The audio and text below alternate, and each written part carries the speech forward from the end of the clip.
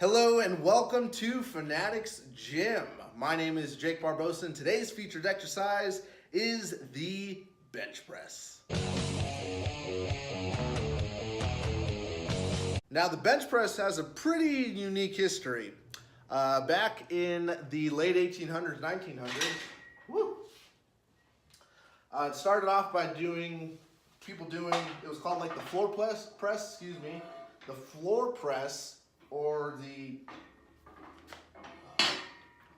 pullover and press. So what that was is people would lay on their backs on the floor and they would pull the weight over, put it on their chest and press. And if the weight was heavy, they had a spotter that stood over them. They'd put their hands up, catch the weight, and then press it. As people started to do that, you can either do it from your chest. People actually started putting on their bellies and thrust up with their hips and then push. That was actually known as the belly toss. So that's how it kind of started. And then,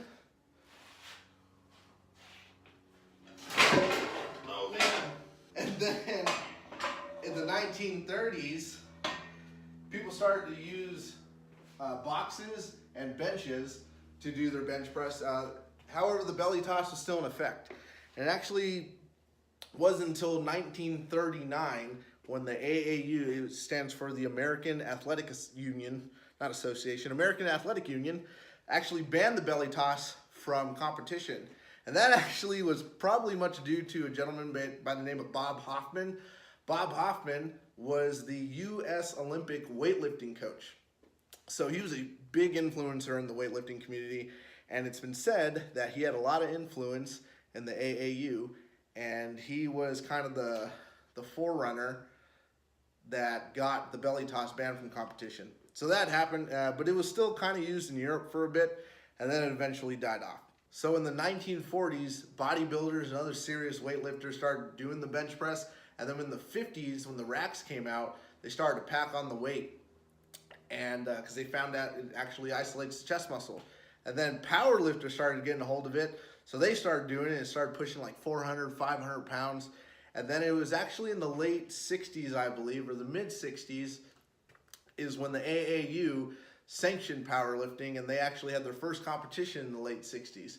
And that was pretty cool. So popularity grew. It ended up being featured in the Royal Rumble, WWF, where I believe it was Dino Bravo. He bench pressed 655 pounds, and Jesse Ventura was his spotter. And then, of course, in the NFL, people started to put on two wheels to 225, and they started repping it out as many times as they can.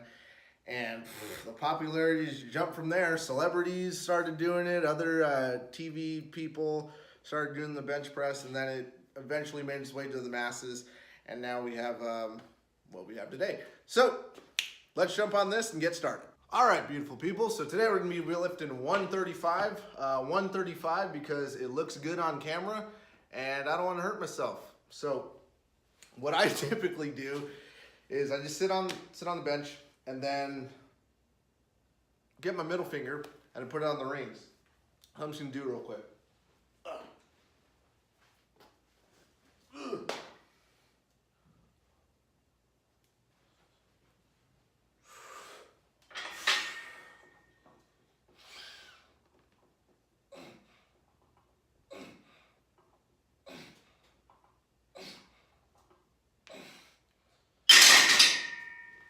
So, a couple things I focus on when I'm doing the bench press. My kind of thing that's going through my mind is I first get on the bench, I put my fingers on, and then what I do is I kind of roll my shoulders back, I retract my scapula, and then as I'm like that, see if you can see from this angle, as I'm like this, so I get my fingers on, roll the shoulders back, go up, and then I try to push my elbows in.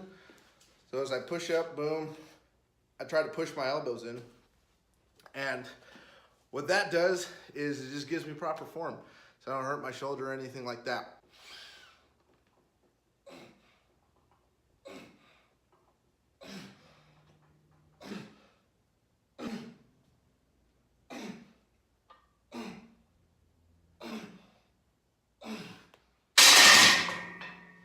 And that's how I do the bench press.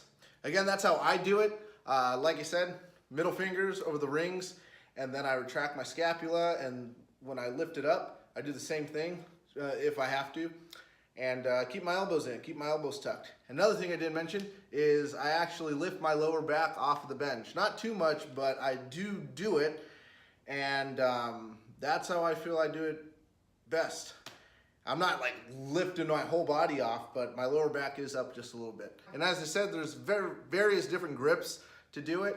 So you can do the close grip bench press, and we'll actually do it right here. We'll actually do all these. So you can do the close grip, you can do the wide grip, or you can just do like what my friend Jenkins does, is as if he's gonna do a power clean.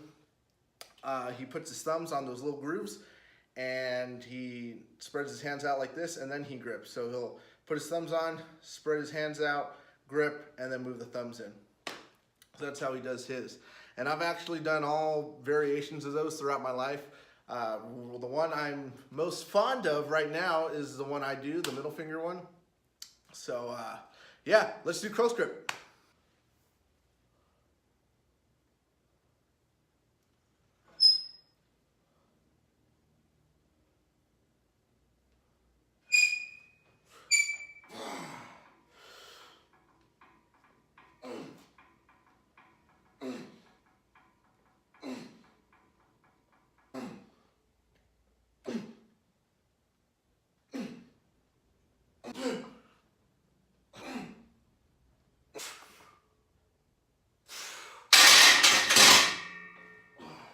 So the close grip was pretty good.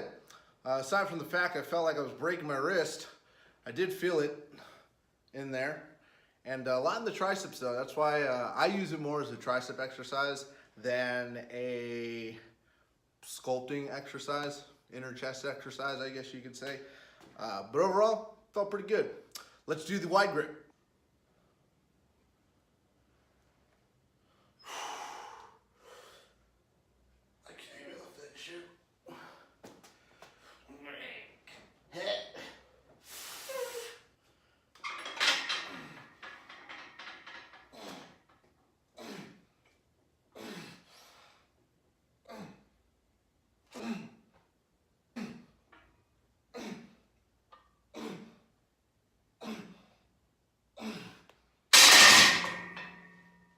All right, so that was wide grip bench press, and as you probably saw, I tried going super wide, so I put my thumbs on the rings and I stretched my hands out, and then I gripped and I couldn't lift the bar up, so that kind of sucked.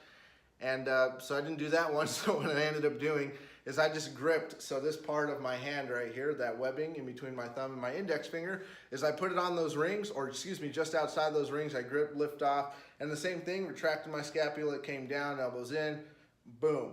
And I'm pushing all these things, I'm pushing through my solar plex, or excuse me, I'm bringing the bar down to my solar plex. So if you ever had the wind knocked out of you, you probably know what the solar plex is, because it fucking sucks if you get the wind knocked out of you. So for those of you who have been fortunate enough not to have the wind knocked out of you, it feels like you're gonna die.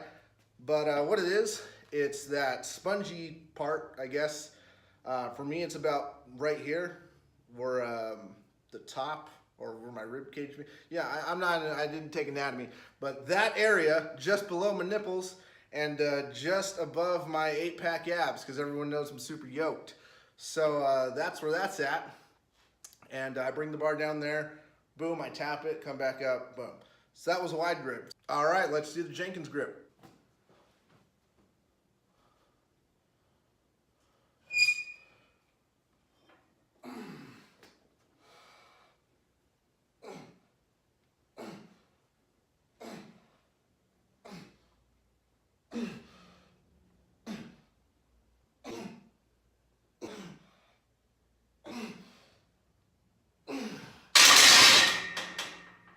All right, so the Jenkins grip is pretty good. That was actually the first one I started off with. When I say started off with, when I was super young, when I started lifting. And felt good going back to it. So that was pretty nice. Felt a good burn in my chest there. And my triceps got a little bit of work, not too much, but same thing. Gripped it, ripped it, elbows in, boom. So that was pretty awesome. But hey, That's our episode for today. Thanks for stopping by here at Fanatics Gym, and we'll see you next time.